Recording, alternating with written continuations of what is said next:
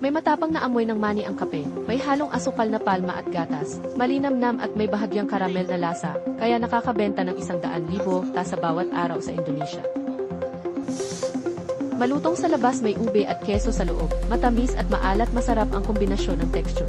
Kenangan Coffee, pinakamalaking chain sa Indonesia, opisyal na pumasok sa Tsinita Ipe, kahit soft opening mahaba agad ang pila. Ito ang unang pasok sa East Asia, kaya ito ay pagsubok sa merkado, basehan ito ng expansion. Malaki ang tiwala sa Taiwan market, may Tokachi Milk Foam at Fruit Series, hindi lang masarap kundi kaakit-akit din ang itsura, sa Taiwan lang ito makukuha. Hindi ito lasa ng niyog, pero kakaiba ang lasa ng asukal, may lumilitaw na kakaibang lasa. Mas mabango ang asukal nito, iba ito sa karaniwang latte, may dagdag na depth ng lasa.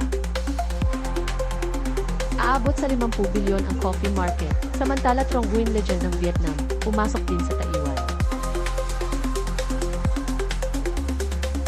Sa pamamagitan ng tradisyonal na drip filter, bawat patak ay puro at matapang ang aroma, matapang ang lasa, tunay na Vietnamese style, higit 4 bilyong tasa kada taon, kilalang Korean coffee brand, pumasok na noong huling Marso.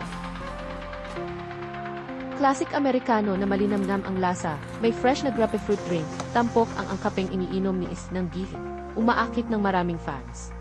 Magkakaiba talaga ang panlasa ng bawat tao sa kape, may ilang Taiwanese na mahilig sa Korean coffee. Pakiramdam ko maswerte maging Taiwanese, nakakatikim ng kape mula sa iba't ibang bansa. Matindi ang kompetisyon, pero malaki ang kita, kaya patuloy na pumapasok ang brands. Nag-uunahan ang mga brand na pumasok sa Taiwan market.